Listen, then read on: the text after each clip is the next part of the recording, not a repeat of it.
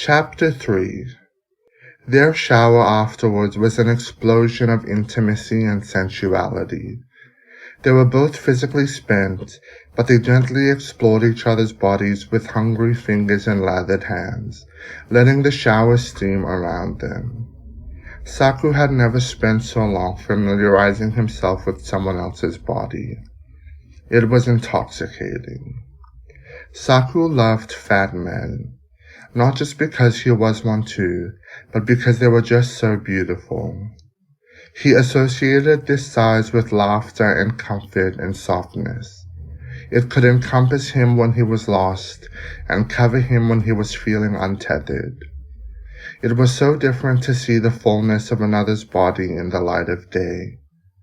He traced snail trails and stretch marks, old scars and supple folds.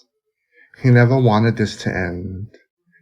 Inversely, he turned himself inside out, exposing himself to Lysa. He felt Lysa's fingers over his cutting scars, gently committing them to his memory. Then, Lysa's fingertips found his scars from a gallbladder surgery the year before.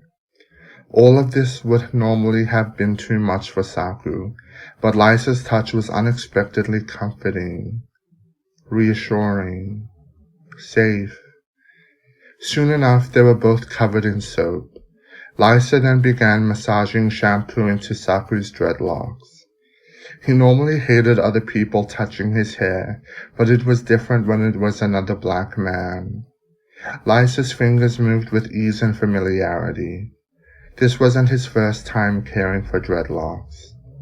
For the first time since being back home that summer, Saku let himself relax as he let his hair find a home in a stranger's grip.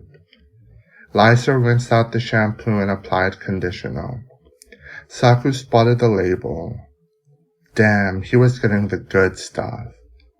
Afterwards, he turned around and started shampooing Lysa's short hair. Caring for each other's hair was a very specific, very intimate experience in the black community. Saku normally only did this with his family, but it felt so natural to be doing this with Lysa. He rinsed the other man's hair quickly and then spread conditioner across his scalp. Their exploration was cut short as the hot water started to run out. Laughing out of chattering teeth, the men quickly rinsed themselves completely and turned the water off. Standing in front of each other, naked, wet, and shivering, Lysa leaned up to wrap his arms around Saku's neck, planting a gentle kiss on his lips. When he pulled away, Saku cursed gently in his head. Fuck. He was in trouble. Lysa stood back down on his feet, still keeping his arms around Saku, and lay his head against Saku's chest.